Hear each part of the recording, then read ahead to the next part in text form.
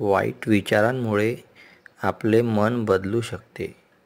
प्राचीन काळातील ही कथा. एका गावात एक संत राहायचे. एक दिवस मध्यरात्री कोणीतरी त्यांचे दार वाजवले. दार उघडले तर त्यांचा एक शिष्य बाहेर उभा होता आणि त्याच्या हातात धनाने भरलेली पिशवी होती. हे दृश्य पाहून संत थोडे अवाक झाले. शिष्याने त्यांना प्रणाम केला आणि म्हणाला की गुरुजी, मला हे धन आत्ताच दान करायचे आहे.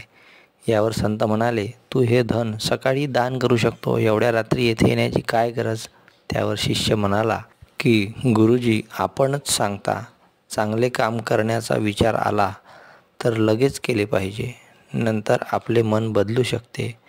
त्यामुळे मी विचार केला की जर मी आत्ताच गेलो नाही तर सकाळपर्यंत माझ्या मनात वाईट विचार येऊन निर्णय बदलू म्हणून मी धन घेऊन आपल्याकडे आलोय. शिष्याचे विचार ऐकून संतांनी त्याला आलिंगन दिले आणि म्हटले की जर प्रत्येक व्यक्तीने या गोष्टींचा आयुष्यात स्वीकार केला तो कधीच वाईट काम करू शकत नाही. त्या व्यक्तीला आयुष्यात कधीच अपयश येणार नाही. या छोट्याशा कथेची शिकवण एवढीच की आपल्या मनात चांगले वाईट असे अनेक प्रकारचे विचार सुरू असतात. त्यामुळे जर आपल्या मनात काही चांगलं करण्याचा विचार आला तर लगेच ते काम करा, कारण वाईट विचारांमुळे आपले मन बदलू शकते. धन्यवाद.